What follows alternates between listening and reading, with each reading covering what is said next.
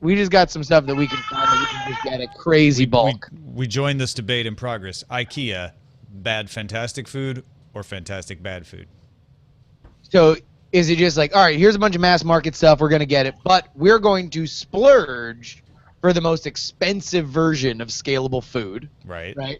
Or are they like, no, you want to know what? We're not going to compromise on the following things. They're going to be of the following quality. However, we do need to scale this up, so we got to make a few, a few nips and tucks here or there. So, like, is it purpose that is degraded by its expansion, or is it expansion perfected by way of, like, that they use this as loss leader stuff to keep people in the store? Yeah, I tend to think expansion perfected. I feel like it's sort of like, these are great meatballs.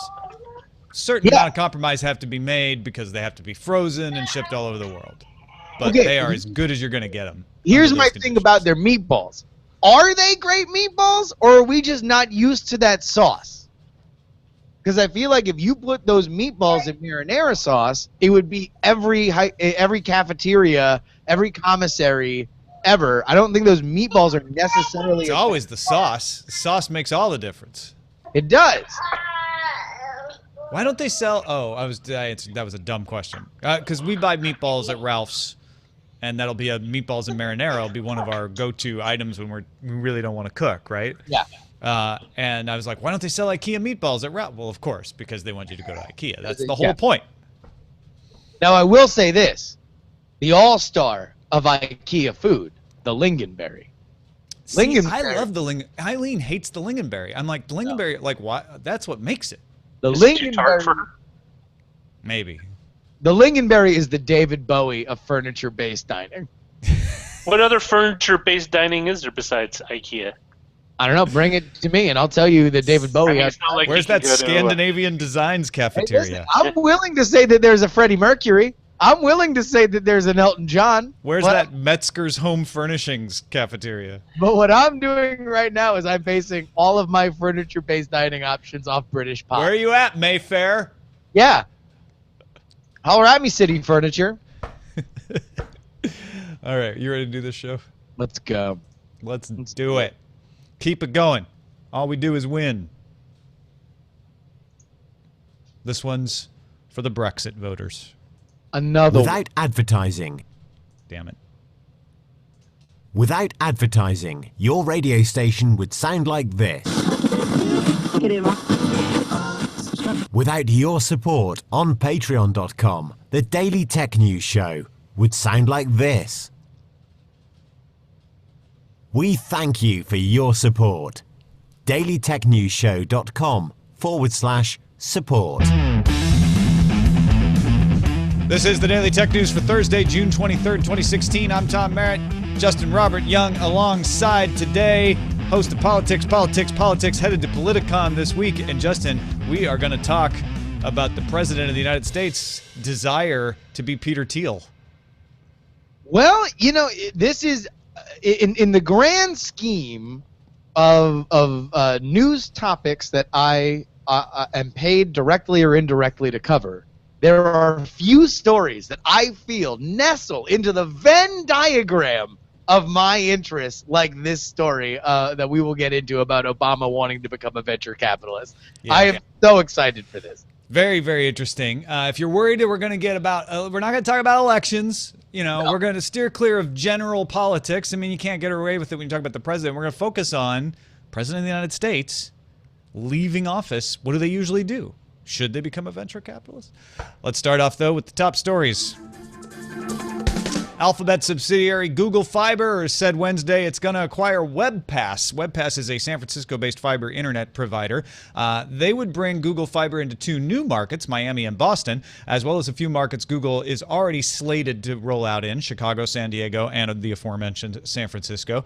WebPass focuses on providing fiber to large apartment complexes and businesses. They also do wireless connectivity, and those are both things that Google Fiber has been wanting to get into, that high bandwidth wireless direction and fighting with other ISPs on getting into apartment complexes, Justin, because sometimes your Comcasts or your other ISPs will strike these monopolistic deals with apartment complexes and everybody else is shut out. So, and I hesitate to use the term monopolistic because they are effectively going to your duly elected representative condo board, and you are making the decision that the people that you have empowered are making the decision to say, we'll take this bulk bundle deal, and so it will be just put into whatever fees you pay to the building, and that's how people wind up getting DirecTV and stuff like that. I'll call it monopolish. Monopolesque, right? Monopolesque, yeah. I mean, it certainly does cut down. In some situations, it cuts down choice. A lot of apartments will allow you to pick your own ISP, and there are easy ways for them to run lines into it. Obviously, fiber in general, high-speed internet in general, is something that the market craves, the market wants. If you are moving into an apartment, especially for many of our listeners, and one has Google Fiber available to it and the other doesn't, or any kind of fiber system, you will want to sacrifice maybe square footage so you can get that internet connection. That is a real thing. I'm very curious to see with WebPass how much of this is a talent acquisition into, say, hey, look, you guys know how to deal with these apartment complexes. You know how to deal with these real estate companies. You know how to get this stuff in. You know the language that is spoken, very often bribery. If we don't get into big occupancy cities, and not necessarily cities with small urban cores and a lot of rural suburbs like Austin and stuff like that, where you've already seen Kansas City, where you've seen a lot of this already roll out, then fiber will always be stunted. And will never gain this kind of traction that Google and all other fiber providers would want to really become something that is more than just kind of a hobby. Yeah, I feel like this is sauce for the IKEA meatballs, right? Like, Google can come into Chicago and roll out a ton of fiber and be very successful. But they're going to be more successful. It's going to be easier for them to make their money back. It's going to fund them better if they can also strike a bunch of high occupancy condo towers as part of their clients, right? So they want that, not only talent, but any WebPass communities that they already have deals with. Like, those are served on a silver platter. So I think it's both. It makes me think, okay, Google's going to buy an ISP. Should they buy others? Why did they pass on Verizon's sale of Fios when Frontier bought it? Or is Google thinking, well, maybe we should just buy Frontier one of these days? Well, let me sweeten this story like a Lincoln. By the way, that's a plea. Please buy Frontier. Please buy Frontier. Let me sweeten this story. I think a big winner for this are all the markets that AT&T, with all their bespectacled little boffins, put together that fun little press release talking about how they were going to put a big gigabit internet in all these different markets. And as one of those markets, Oakland, I'm still just kind of tap my watch, just wondering when. I'm sure, hey, any minute, guys, I'm gonna hold my breath until there's the door. Yeah. Google taking these markets more seriously by way of acquisition, even if it's just them blowing hot air, moves these other larger competitors faster. We've seen that like clockwork. Everywhere that Google Fiber puts any kind of effort, you see not only a change almost immediately from the big ISPs, but also a halo effect in other markets. Yeah, I still don't understand why Verizon ditched it then, but I guess the answer is they don't want to be a commodity ISP player, and so Google does, or Google Fiber does. The Google Fiber division is fine with that. That's their whole business as that division of Google. Yeah, well, I mean, they want to be there. They want to be in the game, and if they got to do it for a smaller margin, then they would rather do it and just have everybody love it. Now, those kinds of expansions, those kind of businesses, often kind of you file them under B for boondoggle that tend to maybe not pay off. However, Google, sitting on the kind of cash that they are, can probably afford a few larks if it not only gives them goodwill throughout the community, but also. I think so far Google Fiber has been one of the few non-Google Alphabet properties that is close to paying for itself. Sure. Although, like in the world of ISPs, you should not be shooting for barely profitable. Close to paying for it. Right. Yeah. Exactly. Instagram will begin offering translations for captions and comments next month. A translation button will appear on feed stories and profile bios. Instagram has not announced what languages the function will work with. Instagram's also rolling out an update to its Explore section that will recommend collections of videos to you. Instagram is launching with 20 curated channels around topics like comedians, cake decorating, pit bulls, and more. Tom, what language would you like to translate your annoying friend's Instagram post that puts up 90 hashtags?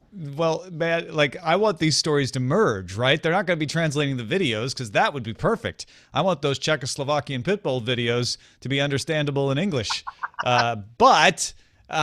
Yeah, I think they have something somewhere around 20, 25 languages in Instagram, so I'm assuming they're just going to translate all of them. That's kind of cool. I don't really run into a lot of non-English posts on my Instagram. Maybe that's on me for not having a diverse enough following, or not following a diverse enough number of people, but maybe some Spanish from time to time, but I can usually deal with that fairly well. So yeah, sure, this is great. Nothing against it. The bigger one for me is the video. Like everybody's so video crazy these days. Yeah, we are not anywhere near the crest of the everyone should have video thing yet. We will get there to a point where there'll start to be startups that like, we're no longer about video. This is just about text. In fact, maybe Public and Talk Show are kind of the beginnings of that reaction. But I want to react to this and say, I don't want to watch a bunch of videos on Instagram. I'm not going to go into that Explore tab and look at videos. Is that true? Is that wisdom? Is that Instagram trying to push me to do something I want to do, or am I just out of touch? All right. I want everybody listening. I want to start a new thing because we've had a bunch of these stories, and I want just everybody to sing along this song with me. Why is Instagram creating channels? Why is Instagram creating curated places where you can see specific things for which they will have a human hand on them?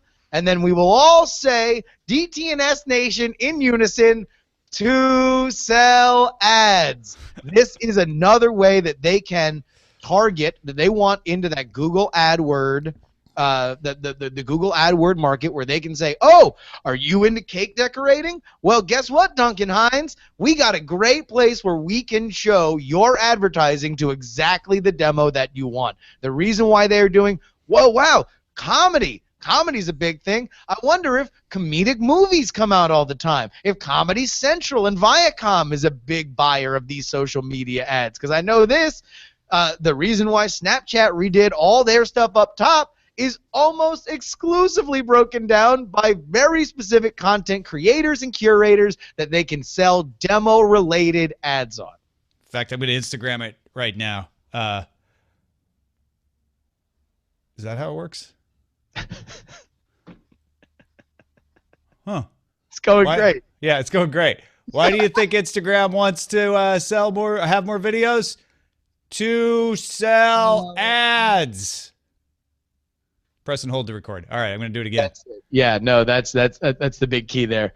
Although I do love your idea of having the voices of videos translated, because could you imagine how iconic that would be, especially if they use like a Siri like voice or something like that? That automatic. Oh yeah, absolutely. If it was just the Siri voice over every Russian dash cam video of, like, an elk running into the street and somebody pops out with an Uzi, I would be so excited. If it's just like, oh my God, there's an elk, get the Uzi. Thomas now mouthing things to his Instagram. Yeah, there we go. I'm posting it now. All right, enough about Instagram. Popular Mechanics has the real story here.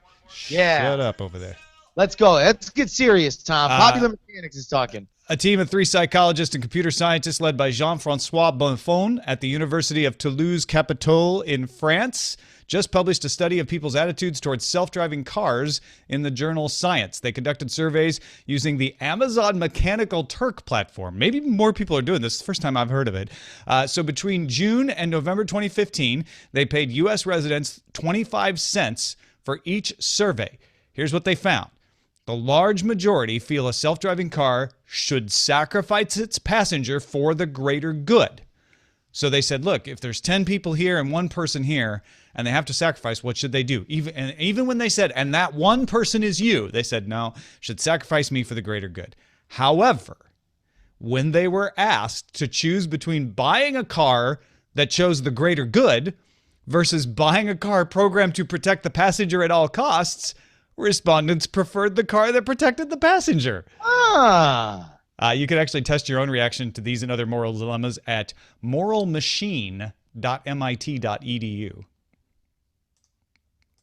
What do you think about this, Tom? What do you think about these kinds of surveys? Well, okay, I think this is really interesting. I think this is important, actually, because what it's saying is, hey, we are not selfish people. When you put the dilemma in front of us and say, look, you're in a self-driving car, 10 other people in a self-driving car, let's, forget about what ifs. There's only one thing that's going to happen. Either your self-driving car is going to have to sacrifice you, or you're going to have to sacrifice those other 10 people. What do you do? And more people are like, no, you know what? I get it, right? Like, greater good. You should sacrifice me in that case. I totally understand. However, when it becomes a purchase decision, suddenly people are like, yeah, I really want to buy the safe car, the one that's going to protect me at all costs. So it's where self-interest and the greater good do not meet up. And the big question for me is like, this is a real situation for the rules about selling these cars. Should there be a law that says you can't sell a car that protects the passenger at all costs, that it must choose for the greater good? Or do we go the other way, which is what Popular Mechanics suggests in the article, and say, look, you're going to have to sell cars that protect the passenger at all costs to speed up adoption of self-driving cars? Tom, this is a stupid survey.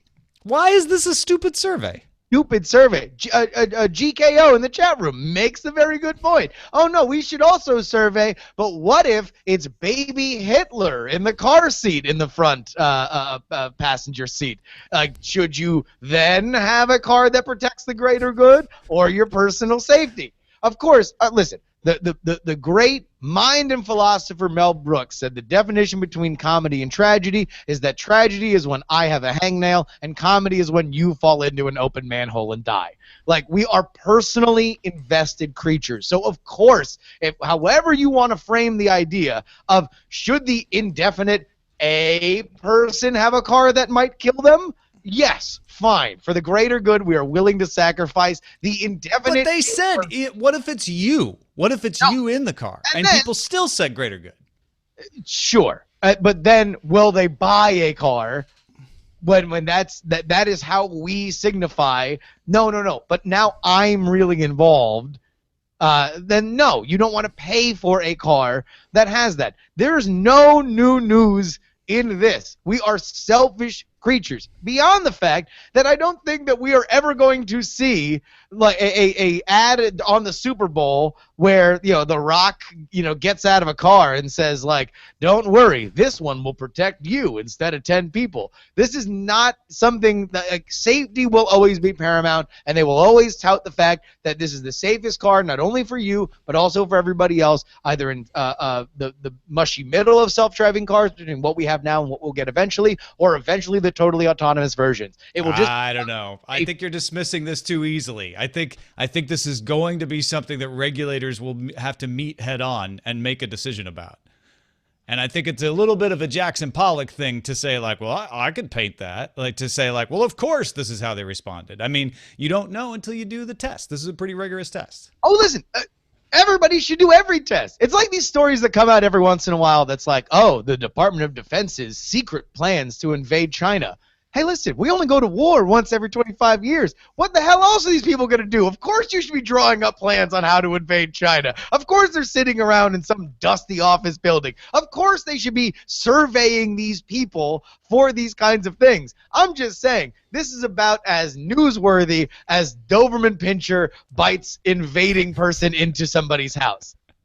I think it's way more interesting than that. I think this is something I'm going to repeat myself, but this is something that people will have to deal with at some point. Like, okay, we can program it either way. Which way should we program it? And it is a conundrum to wrestle with because we are split. You could say, well, I knew we would be split, but that doesn't change the fact that we're still split. and there's a decision to be made about how these things should be programmed. Sure. One last thought on this. I do think that we are putting a lot of this into our own personal context. A part of the boon of an autonomous vehicle is that there are a lot of other safeguards that when you are networking effectively a traffic pattern, you can reduce a lot of these situations where you would be putting a ton of people in jeopardy, right?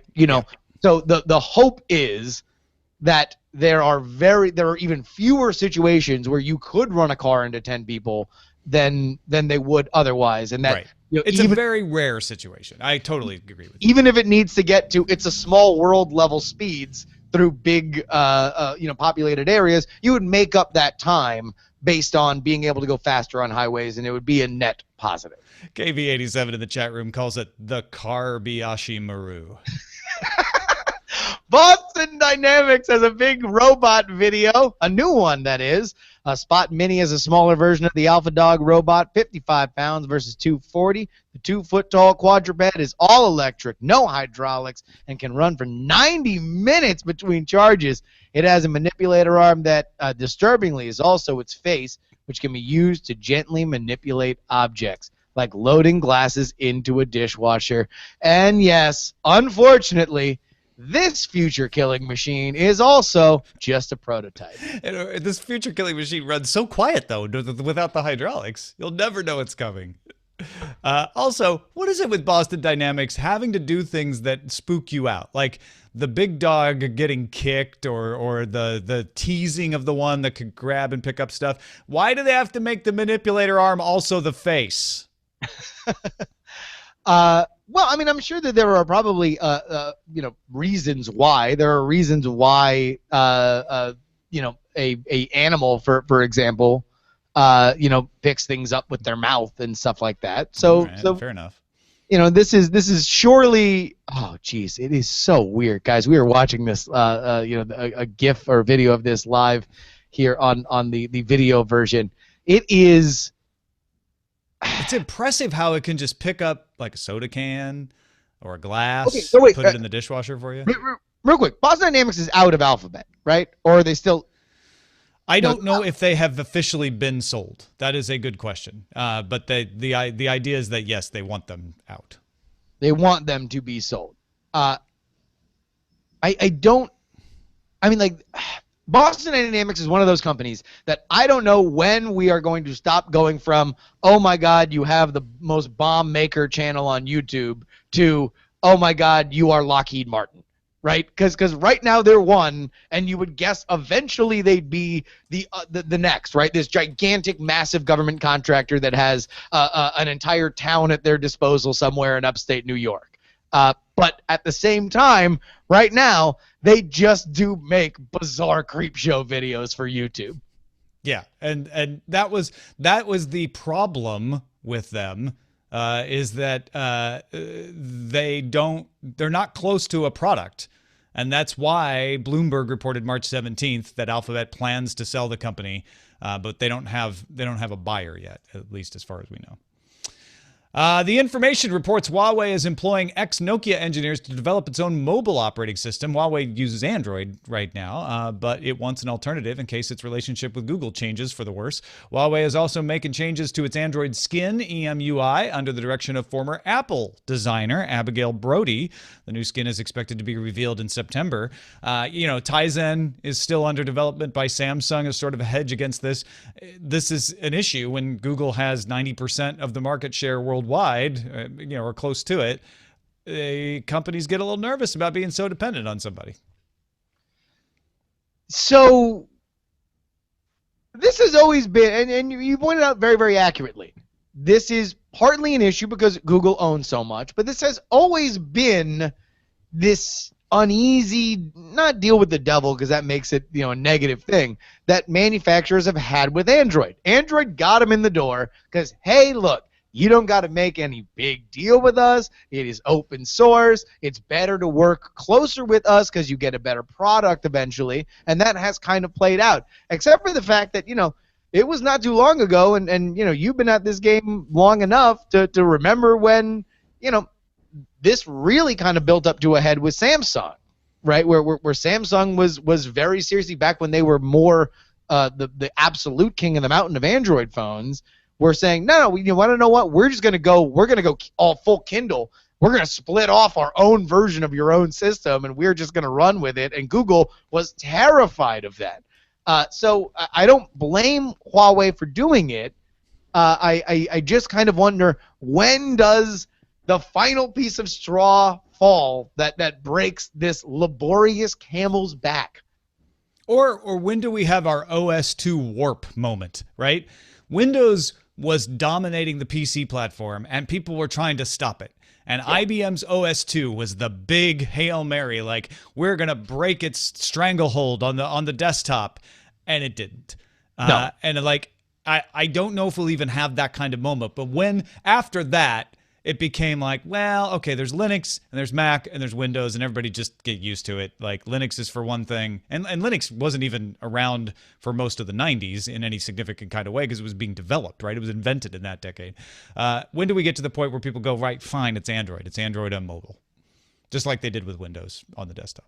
Also, we have no idea what this mobile operating system is going to be, but I will say this: if they are not acquiring another, people who do user interfaces or do operating systems very well, then the long, listen, for all the kids out there listening, there was once a world where we had universally dog crap operating systems that were created by manufacturers and put on phones. It was really only with the smartphone revolution, BlackBerry, you could say before that, where users were even taken into consideration on OSs for cell phones. This is a recent phenomenon, so it doesn't shock me that Huawei wants to go back to it. It would shock me if what they come up with is anywhere near as good as iOS or Android. Yeah, we'll get a peek this September. We'll see. Singapore's InMobi has agreed to pay $950,000 in civil penalties to the U.S. FTC for tracking hundreds of millions of consumers over Wi-Fi without consent. InMobi used BSS IDs of wireless accounts, wireless access points, to geo-target phones and users, even if they had not opted in geo-targeting. Thousands of iOS and Android apps used InMobi to deliver ads. InMobi has agreed to delete all information collected from children and all information collected without consent. Good Lord, that's a lot of money, Tom. Is it? I don't know. I don't know how much cash on hand InMobi has. It's almost $1 million. It'd be nothing for a Google. Sure. Or one of those companies. But yeah, InMobi, it's an advertising company. I'm sure they've got a fairly good flow. What's the problem in paying that money is also that it cut off a large selection of the money that would be coming through because they were able to sell these particularly cool geo-targeted ads for people who hadn't opted in. So that's going to hurt their business too. This is a milestone in the world of, guess what? They can tell where you are if you have your Wi-Fi on.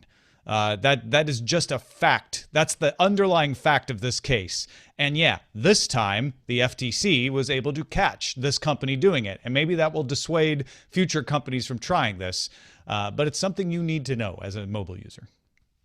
We're going to talk about some politics stuff a little bit later. I do want to get a little bit more into the nitty-gritty, call your congressman level of politics.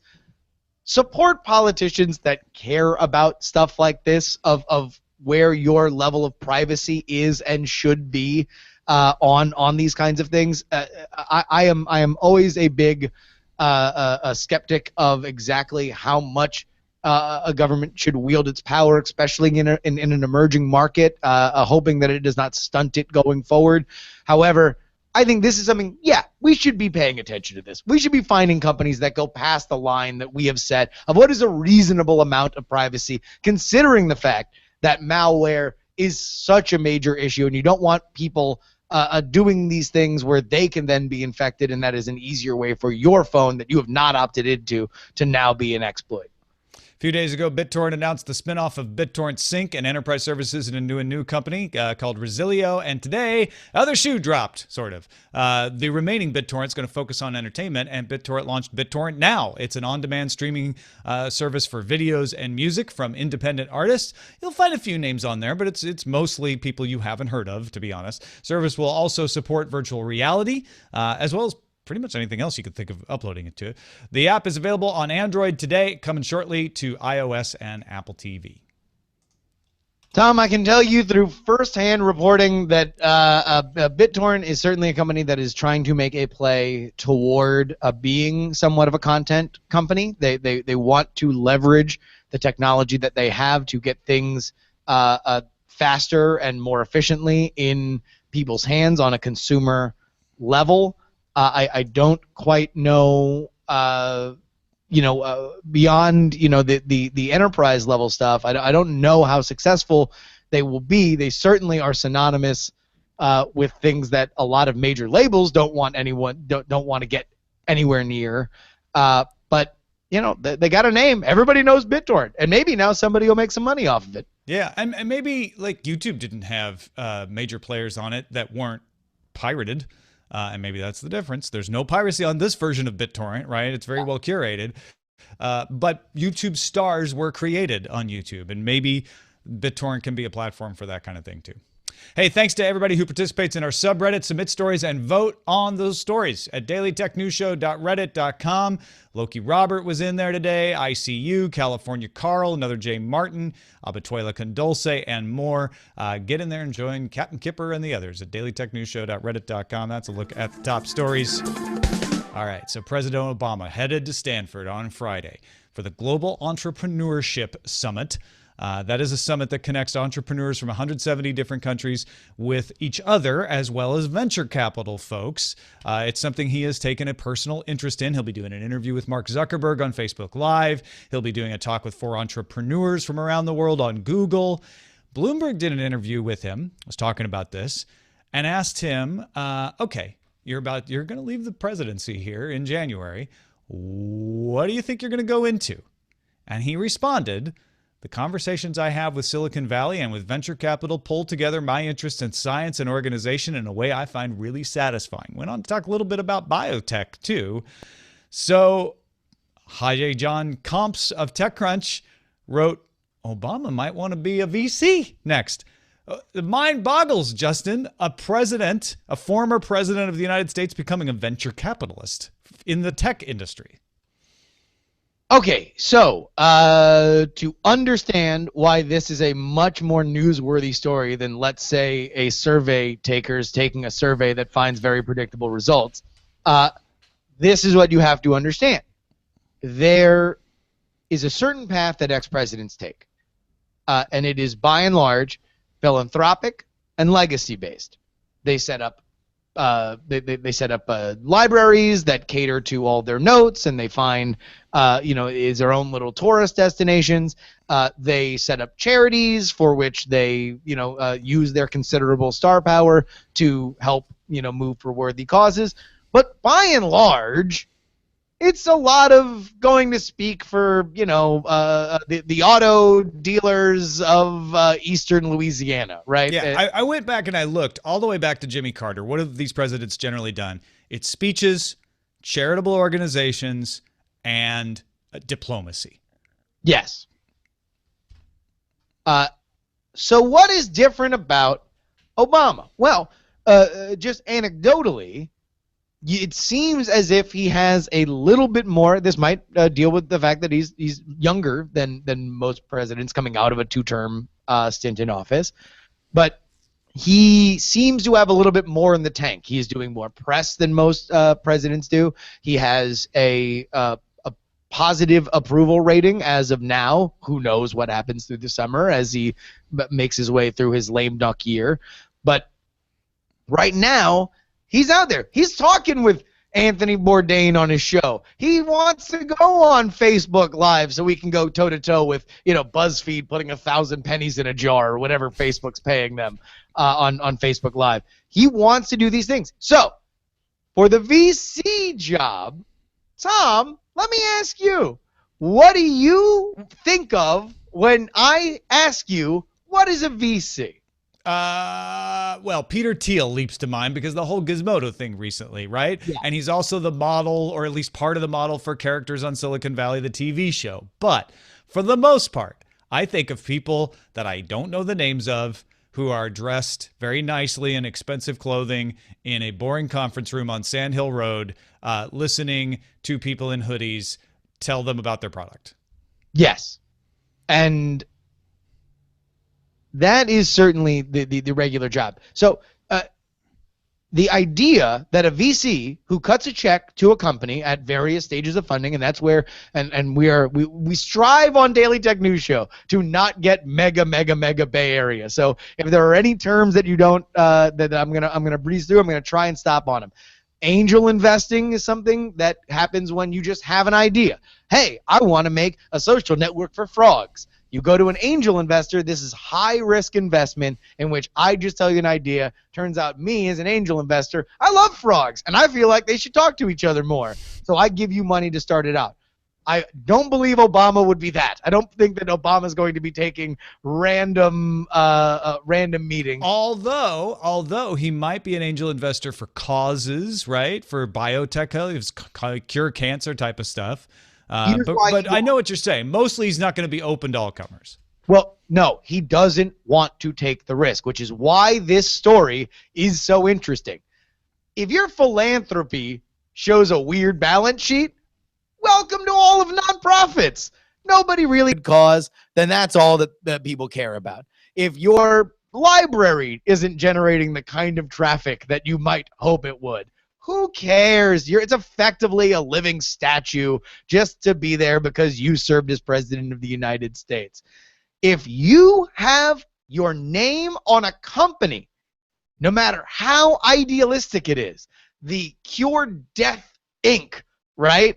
And they show impropriety either in their decision-making, in somebody becoming a victim of it, guess who's getting blamed?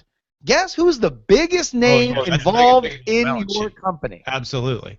And here's the other thing that I thought of is when you're putting your money into something, you are the puppet master for the lobbyists on behalf of whatever industry or organization or company you're putting your money into. So do you now have undue influence because of your dual role as a venture capitalist and a former president? When you look through, former presidents are involved in charitable organizations. You could talk about the Clinton Foundation. You could talk about Habitat for Humanity. But by and large, they avoid being directly involved in lobbying organizations. In fact, George H.W. Bush, he taught at the national, or he was a chairman of the National Constitution Center, bipartisan. Clinton and Bush together were part of a Haiti effort, bipartisan. They strive very hard to be bipartisan. If you become a venture capitalist, you can't be bipartisan, can you? If you are making investments in established, later stage of fundraising kinds of companies with almost, unforeseen levels of gray, a milquetoast, boring kind of goals that everybody can understand. Like if you were just saying, hey, we make the best valves for new hearts, and we've discovered a way to 3D print new valves for hearts, and we've tested them 1,000,000 times. We've been through all these trials. We're FDA approved. Obama can put his name on that, right? Because that is very unlikely to go wrong. But just to give you an example, and we'll come back to Peter Thiel. They just had that Facebook board meeting this week, right? Right. And he passed. They did not kick him off the board. Well, and here's my point. Facebook's had a great year. Facebook seems to be thriving. We've had discussions on this very show about how Facebook is what Twitter isn't. It is almost the model of Web 2.0, right? But we weren't talking about the growth of Facebook Live. We weren't talking about all the Oculus. We weren't talking about any of the other stuff that Facebook has going on. What did we talk about? Peter Thiel and his personal vendetta against Gawker Media. That's how much a celebrity VC can control the narrative for your company. And folks, there is no larger celebrity than one who has had their finger on the button. The other thing is, he says in the second part of his reaction to what industry would you think about going into, he said, think about something like precision medicine, the work we've done to try to build off of breakthroughs in the human genome. The fact that now you can have your personal genome mapped for $1,000 instead of 100,000, and the potential for us to identify what your tendencies are and to sculpt medicines that are uniquely affected for you. Gene therapy is not an uncontroversial industry to go into. No, it is not. And here, let me just give you guys. Can we paint the example that whoever is going to lead Obama through his transition as ex-president of the United States would be terrified about? Is, let's say Obama puts his money behind a company like Theranos, one that is now under criminal investigation by federal prosecutors and the FEC. This would be something that would be an absolute disaster for President Obama, because now he is going to be, and listen, we're not going to get into kind of why, but he is a very divisive president. In many ways, he mirrors the line in the sand that people had with Ronald Reagan, that one side loved him, the side that is his party loved him.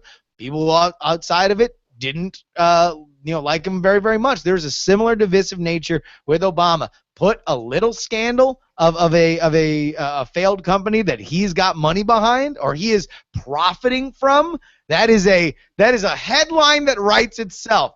Obama takes blood money from company that does not live up to its expectations.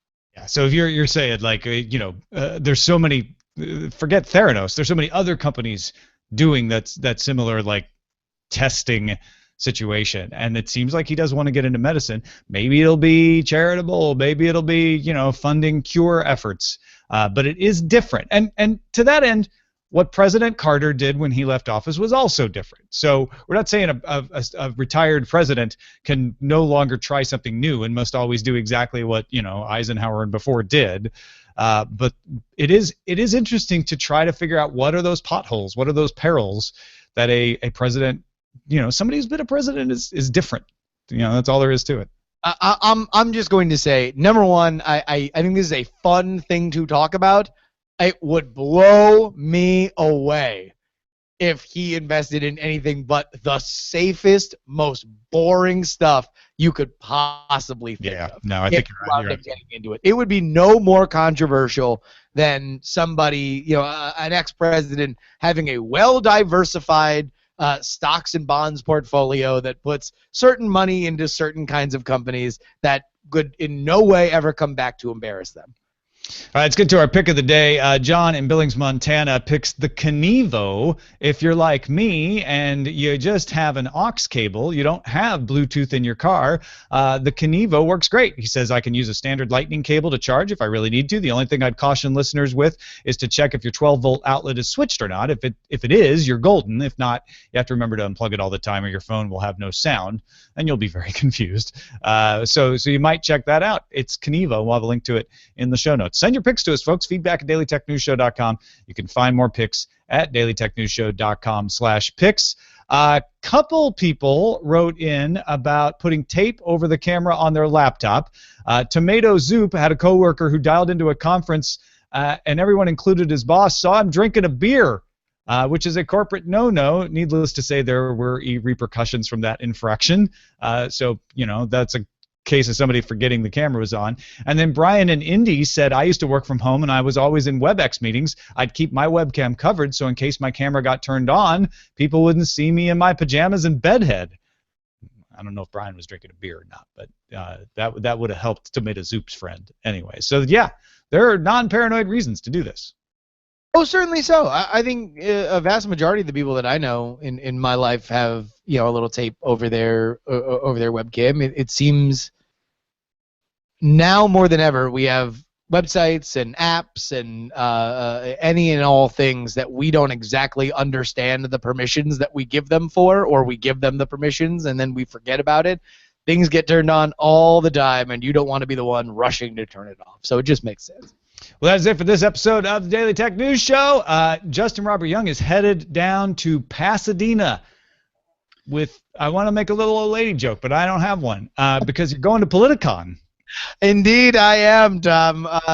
This weekend, the 25th and the 26th, me and the entire contender quartet, me, John, Meg, and Fawn, we're taking a little trip down I-5 to visit Southern California. Politicon is a fantastic convention where if you are into politics, there's a great speaker lineup from both sides of the aisle. I think their big headlining event is James Carville interviewing Sarah Palin, which is something that I think we can all appreciate as a hub for fireworks.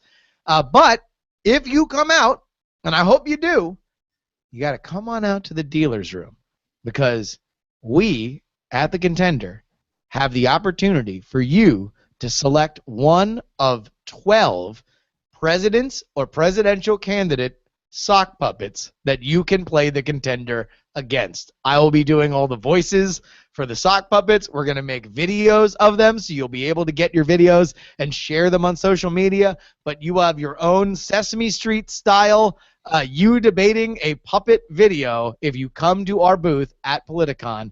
That, again, is this weekend at the Pasadena Convention Center. Check out politicon.com if you want more information. And also follow at Contender Game, because, I don't know, I heard rumors that some of the presidential candidates, including Hillary Clinton, Donald Trump, and Bill Clinton, they might be calling you out. They might be calling you out, and they have some things that they want to tell you on our Twitter and Facebook at Contender Game and at facebook.com/thecontendergame. Definitely follow that. Yes, Bill Clinton's not exactly a candidate, but he's a former president. So former president, yeah. Hey, thanks everybody for supporting the show. DailyTechNewsShow.com/support. If you're not and you're willing to help us out, there are loads of ways to do it. If you're in a financial difficulty, we totally understand. Just give us a review on iTunes or whatever podcatcher you use. Give us a star rating. Let folks know about the show. If you can support us on an ongoing basis, check out patreon.com/DTNS. You can get into the treasure chest and get the full pre and post show. You can get a co-executive producer business card. You can even get into our analyst Slack. It's all there at patreon.com/DTNS. Our email address is feedback@dailytechnewsshow.com. Call us 512-59-DAILY. That's 593-2459. Catch the show live Monday through Friday at 4:30 p.m. Eastern at alphageekradio.com and diamondclub.tv. And visit our website, dailytechnewsshow.com. Back tomorrow with Darren Kitchen and Len Peralta. Talk to you then. This show is part of the Frog Pants Network. Get more at frogpants.com. Diamond Club hopes you have enjoyed this program. So I got kicked out of the hangout there. Oh, I thought it was, I was wondering what that was, but you didn't disappear. I did disappear. Yeah, no, he froze and then he came back. Okay. I did see two of you at one point, but the problem, I don't know what the error was, it's some weird hangout error. The problem is that a little bit of Justin's point won't be in the audio version of the show. Oh, really?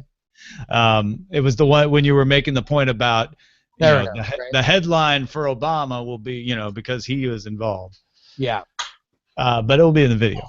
So maybe I'll be able to go and paste it back in later. Well, you consider that show titles? Yes. What do we got? So, wait. Well, of course, the Car-bayashi Maru makes it to the top. So good. Hey, your dog crapped on its OS on my lawn. Obama moving to Sand Hill Road. Mm-hmm. Sorry. We also have... Mr. Obama goes to Palo Alto. Let me see. Not a lot of Obama VC Scancy Pants. Obama wants a car with doors that go like this.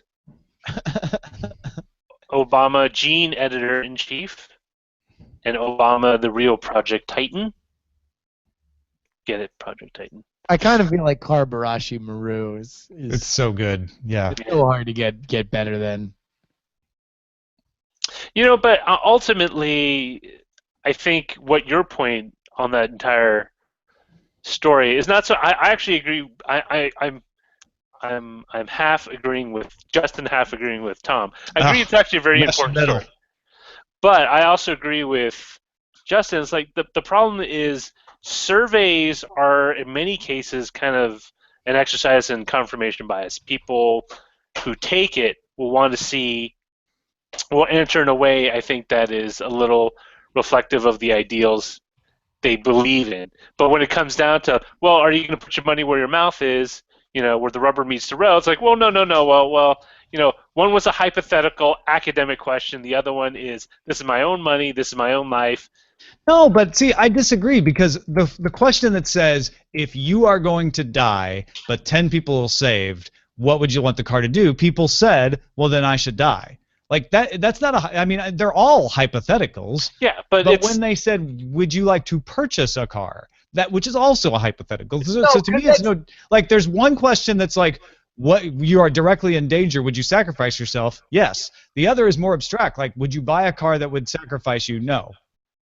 I think No, one is saying programmatically, if I found myself in a car that I now realized it was hopeless, that either 10 people would die or I would die, and now that moment was frozen in time, and you could quantum leap back to when they were flipping a switch that said, you die or 10 people die, what would you be happiest that switch got flipped to, right?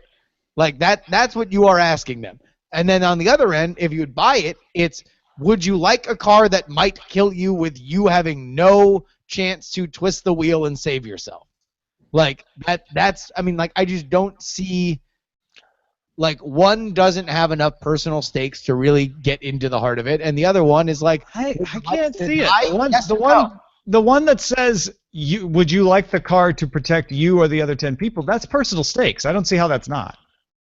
I just, with non-autonomous car riders, I still think it's so far future that people don't see themselves in it, and that the truer way to look at it is, would you buy a car that might kill you? And they say, no, I would not like a car. You know what? That's a perfect marketing campaign. It's like, you know what? You could go with a computer-driven, self-driving automobile that might kill you, or you could take your life into your own hands and choose your own destiny. I mean, that's effectively what the backlash with self-driving cars are now, right? I mean, that's not new. I mean, I guess the other thing that bothers me about that survey is just that it doesn't take into account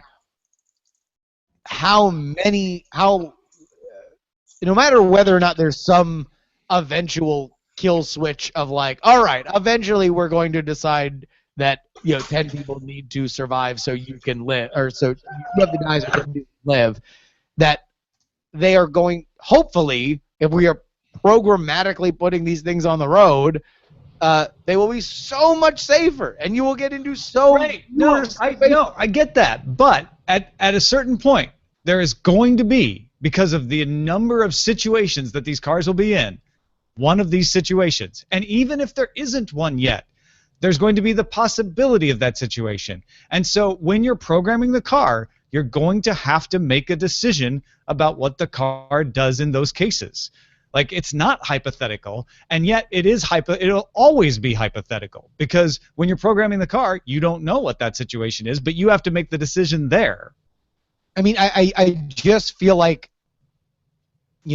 Andrew and I always used to joke around that whenever there were like conversations about technology that people were afraid of, that it was like, oh man, like, imagine all the hysteria when it was like, oh, that they have full banks filled with human blood, like, how terrifying, how grotesque.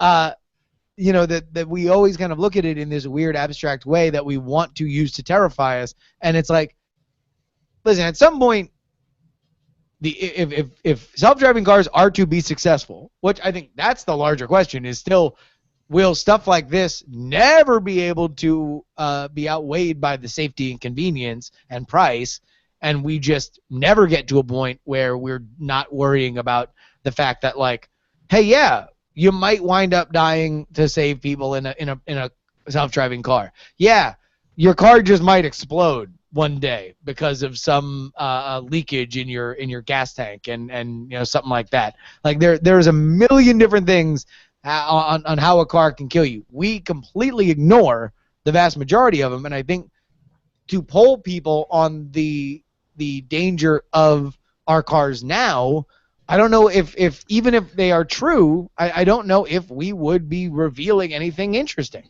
But I think it's different because nobody intentionally makes a car. They're like, okay, we designed this car to explode 1 out of 1,000,000 times, right? But with self-driving cars, you have to make a programming decision. It's unavoidable. You have to say, like, okay, we have the algorithm will behave either this way or this way. Which way should it behave?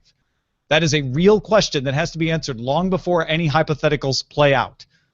And so what the survey is doing is like, all right, which one do you want? But which algorithm? The programmer's sitting here. He's waiting to write the code. Which way should he write the code? Sure, but I mean, like, at what point is that decision as significant as, well, yeah, if your gas tank ruptures and there's a fire underneath? No, it's not. To me, it's not. It's totally different because, yeah, your gas tank might rupture, so make sure my gas tank is as safe as possible. Well, we've made it as safe as possible. This is an either-or choice. This isn't as safe as possible. This is what is as safe as possible. Okay, I mean, I understand that it is an either-or choice. All I'm saying is that if these things are on the road, then it will hopefully happen less. That the cars will be put in these situations. I still think that's irrelevant how often it happens. The question has to be answered before they get on the road. I mean, so then it's the same thing to survey people for, are you okay? Are you okay buying a car with a gas tank that can rupture? No, nobody's going to build a car with a gas tank that is likely to rupture. No, not likely. Not likely. Can. Either or. Right? We're dealing with binaries. But again, that's not the same question. The question is, do you want the car to protect the passengers or inside this car or protect the most passengers it can on the road? I don't think that's a question that's had to be answered with cars before because we had humans driving them. And so we couldn't build it into the car. Sure. And again, I guess all I am saying is I don't think that by the time we get, like, yes, that is one of those dirty, under-the-hood decisions that a programmer is going to have to make, right? But in the same way that to create a car that you can sell at scale, auto manufacturers have to make decisions on quality of parts and how long they're going to last. Of course. Durability. Right? But this is something it's one thing to say, like, this is the safest fuel tank. This fuel tank will never rupture. And then to find out later, well, it did rupture. That's not what we're dealing with. There's no uncertainty. It's this in a situation will choose to do one thing or the other. Which one should it choose? But I guess my point is that that decision does not exist in a vacuum. Right? Like that programming decision exists among a million other different programming decisions that are designed to make it avoid having to get to that decision, right? But that's still something you have to answer when you're building the car. And the question is, did you say kill 10 people or kill the passenger? I guess my point is that and this is where we part ways, is I find that decision as relevant or as interesting as are you okay buying a car that has a part that can rupture and kill you? I don't, but I think it is different. And you're right. That's where we part ways because I think it's different because here's the way to tell them. How should they build the car, Justin? Should they build it so that it protects the passenger at all costs or that it protects the most people in the accident? I mean, sure. Like, Which way? You have to pick it before you build it. You can't put the car on the road. It's going to be one way or the other. Which way should it be? I understand. But no, answer me. Which way? Which way should it be? Yeah. I mean, no, Todd, me. Ken from Chicago's like, only Sith deal in absolutes. I wanted to kill 100,000 people before. No, but I'm just saying, like, this isn't a hypothetical. Like, I wanted to get the taste of human blood and start roving the streets, running over families. No, but it is a real question. Like, which way should it be built? Real question. I'm not saying it's not a real question. I'm saying that when these things will actually matter, it will be an insignificant. So what you're saying is, I don't care which way they build it. It doesn't matter. Build it whatever, however you want. No, I'm saying that they will likely build it to save as many people as possible, right? That is going to be the decision that people are going to make. You think? And Okay. that will never be brought up because they will sell it as this is the safest automobile on the planet. And they will have other ways that they can safeguard that. Well, that's why I like this survey, because this survey says people will ask the question, like, well, wait a minute, will it? No, but they won't. This survey asked the question. But it's in our minds now. People are gonna. This is gonna come up. This is gonna be like, so is this the one that protects me or the most people? And there's gonna be some, unless there's a law, there's gonna be some company that's like, oh, we're selling you the one that protects you. Don't worry. I guess I just don't like. We are now talking about it because it was in a survey, right? Because they came up with a moral conundrum. All but right, chicken and egg. You're right.